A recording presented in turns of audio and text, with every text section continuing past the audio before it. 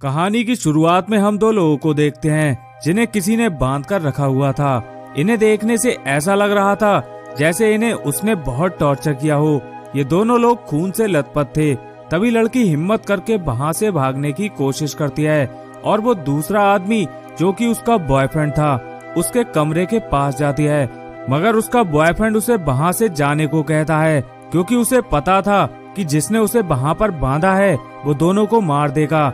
लड़की अपनी जान बचाकर वहां से भागने लगती है, मगर उस लड़की का पीछा एक काले कोट वाला आदमी कर रहा था जिसके पास एक बहुत ही अजीब हथियार था। वो लड़की उस आदमी से भागने की बहुत कोशिश करती है और एक पहाड़ी पर पहुंच जाती है, मगर वो आदमी फिर भी उसका पीछा नहीं छोड़ता। अब लड़की समझ चुकी थी कि उसकी मौत पक्की है, तो वो खुद ही ऊपर से कूदकर अपनी जान दे देती है।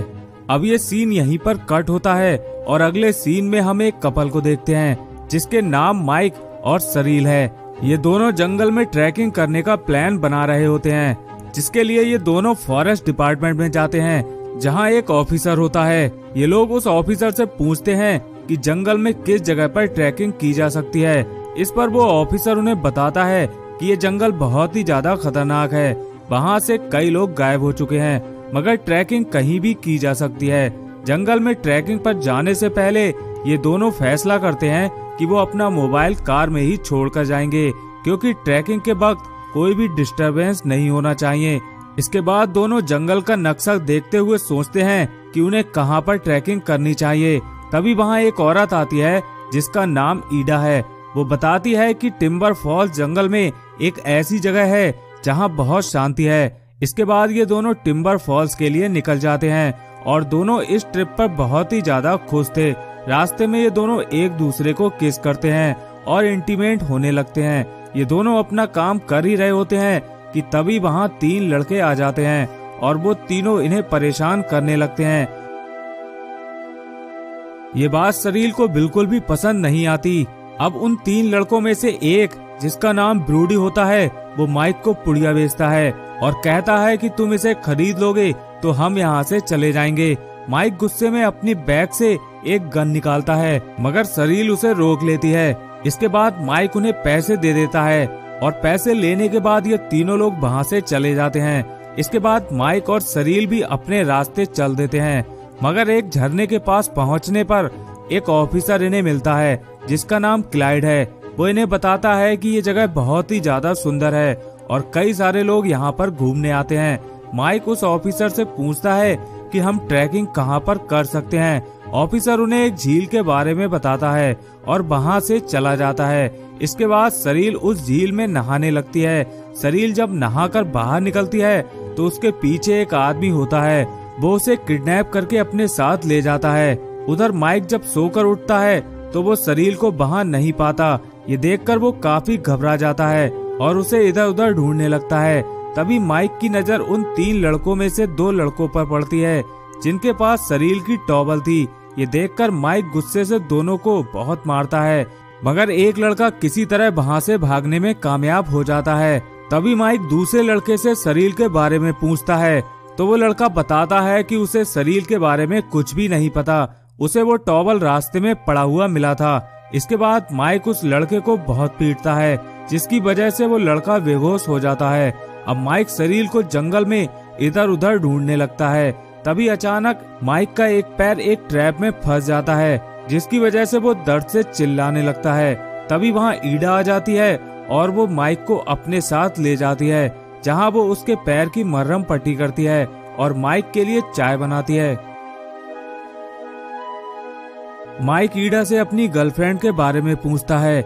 इस पर ईडा उससे कहती है कि वो जल्द ही मिल जाएगी। इसके बाद वहाँ ब्रूडी आ जाता है जो माइक को ढूंढ रहा था क्योंकि माइक ने उसके साथियों को बहुत मारा था, मगर ईडा उससे कहती है कि वो यहाँ पर नहीं है। अब ईडा माइक को चाय देती है और उसे माइकल नाम से बुलाती है। इस पर माइक को कुछ शक होता है और वो चाय को नहीं पीता। अब माइक ईडा से पूछता है कि तुम मुझे माइकल नाम से क्यों बुला रही हो? इस नाम से तो मुझे मेरी मॉम और ग्रैंड मदर बुलाया करती थी। तभी माइक को याद आता है कि उसका पासपोर्ट रास्ते में खो गया था जो जरूर ईडा को मिल गया होगा। तभी माइक गुस्से से वहाँ से जाने लगता है, मगर इसी दौरान ईडा एक स्टिक से माइक पर हमला कर देती है और उसे वहाँ से जाने नहीं देती। दोनों में बहुत ज्यादा लड़ाई होती है, मगर माइक ईडा को लात मारकर बेहोश कर देता है। तभी माइक सरील को वहीं पर ढूंढने लगता है। इसी बीच उसे वहाँ पर एक बेसमेंट का दरवाजा मिलता है, जिसे खोलकर वो नीचे जाता है। वहाँ माइक देखता है कि बहुत से बच्चों को फ्रीजर करके बोतल में रखा गया है। इसी बीच उसे वहाँ पर सरील भी मिल जाती है, जिसे जंजीरों में बांधकर रखा गया था। माइक जैसे तैसे उसे उन जंजीरों से आजाद कराता है, लेकिन तभी वहाँ वही आदमी आ जाता है जिसने सरील को किडनैप किया था। उसका फेस बहुत ही अजीब था और उसका हथियार भी बहुत ही ज्यादा खतरनाक था। वो एक हथौड़ा मारकर माइक को बेहोश कर देता है। इस दौरान सरील वहाँ से भाग जाती है और वो आदमी भी उसके पीछे होता है। भागते भागते सरील को उस ऑफिसर की कार दिखाई देती है। वो उससे मदद मांगने की कोशिश करती है। इसी बीच वो आदमी भी ऑफिसर के पीछे आ जाता है। तभी वो ऑफिसर उस आदमी को जोर जोर से हड़काने लगता है कि ये लड़की उससे बचकर कैसे भाग गई। यहाँ पर वो ऑफिसर भी उस आदमी से मिला हुआ था। वो एक रॉड मारकर सरील को बेहोश कर देता है। जब सरील को होश आता है तो वो एक दुल्हन की तरह सजी हुई थी और माइक एक दूल्हे की तरह। ये लोग मिलकर इन दोनों की शादी करा रहे थे। वहाँ एक नया आदमी भी था जो ईडा का पति है। वो दोनों से कहता है कि तुमने शादी से पहले आपस में संबंध बनाए हैं, इसलिए तुम्हें पवित्र करने के लिए हम तुम्हारी शादी करा रहे हैं। इसके बाद वो अजीब फेस वाला आदमी सरील को उठाकर ले जाता है। उधर माइक को भी बांध दिया जाता है। अब यहाँ पर हमें कहानी का असली खेल समझ में आता है। दरअसल ईडा और उसका पति कभी भी माँ बाप नहीं बन सकते थे, इसलिए उन्हें माइक और सरील से एक बच्चा चाहिए था जिसे वो हमेशा अपने पास रख सकें। अब ये लोग दोनों को एक कमरे में लाते हैं और उन्हें इंटीमेट होने को कहते हैं ताकि सरील प्रेग्नेंट हो सके। अगले दिन सुबह ईडा आकर चेक करती है कि क्या सरील प्रेग्नेंट हुई, मगर रात को ये दोनों इंटीमेट नहीं होते। ये बात ईडा अपने पति को जाकर बताती है। ईडा का पति माइक से कहता है कि अगर तुमने मेरी बात नहीं मानी तो वो उसे हर रोज तड़पाएगा। इसके बाद वो अजीब फेस वाला आदमी माइक के पीठ पर ब्लेड से वार करता है और उसके घाव पर अल्कोहल डालने लगता है, जिसकी वजह से माइक बहुत चिल्लाता है। उधर ब्रूडी माइक और सरील को ढूंढता हुआ उस ऑफिसर के पास पहुंचता है। इस पर वो ऑफिसर ब्रूडी से कहता है कि वो दोनों यहाँ से जा चुके हैं। अब रात हो जाती है और दोनों को फिर से एक कमरे में लाकर इंटीमेट होने के लिए कहा जाता है, और ऐसा न करने पर दोनों को और भी ज्यादा दर्द दिया जाएगा। इसके बाद सरील माइक को समझाती है कि उसे उनकी बात मान लेनी चाहिए। इसके बाद ये लोग हमें यहाँ से जाने देंगे, मगर माइक को पता था कि इनका काम होने के बाद ये लोग हमें जान से मार देंगे। उधर सरील की माँ ने पुलिस में कंप्लेंट कर दी थी कि उसकी बेटी लापता है। वो फॉरेस्ट ऑफिसर ईडा के पति से वॉकी टॉकी पर बात करती है। ईडा का पति उस समय वहीं माइक और सरील के सामने था। वो ऑफिसर उससे उन दोनों के बारे में पूछती है, मगर ईडा का पति इस बात से मुकर जाता है और कहता है कि मुझे इस बारे में कुछ भी नहीं पता।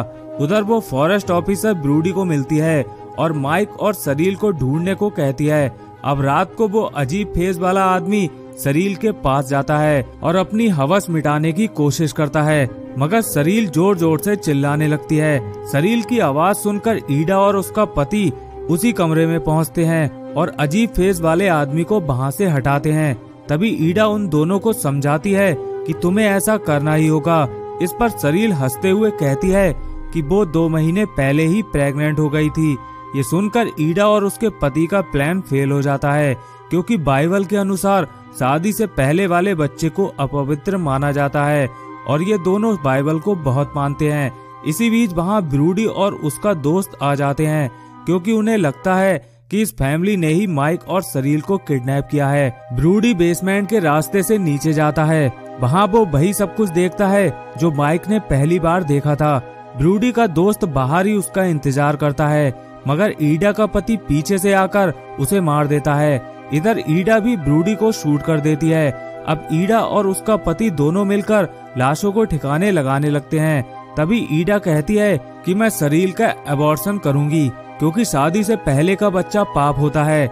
ईडा का पति कहता है कि अबॉर्शन करना भी एक पाप है। इसके बाद दोनों उन्हें मारने का फैसला करते हैं।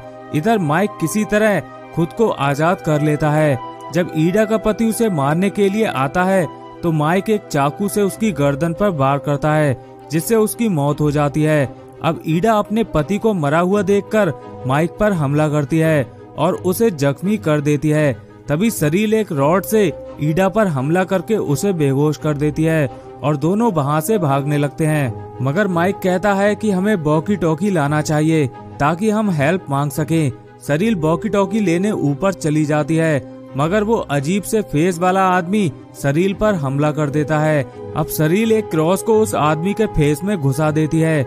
इसके बाद हमें 1 साल बाद का सीन दिखाया जाता है, जहां सरील और माइक काफी खुश हैं और उनका एक बच्चा भी है। जब वो दोनों बच्चे को सुलाकर वहां से चले जाते हैं, तभी वहां पर कोई आ जाता है जिसके हाथ में वैसा ही हथियार था जैसा उस अजीब से फेस वाले आदमी के पास था। और इस तरह ये कहानी यहीं पर खत्म हो जाती है। तो अगर आपको इस कहानी का एक्सप्लेनेशन पसंद आया हो तो इस वीडियो को एक लाइक जरूर कर देना और जाते जाते चैनल को सब्सक्राइब करके जाना। मिलते हैं नेक्स्ट वीडियो में, तब तक के लिए धन्यवाद।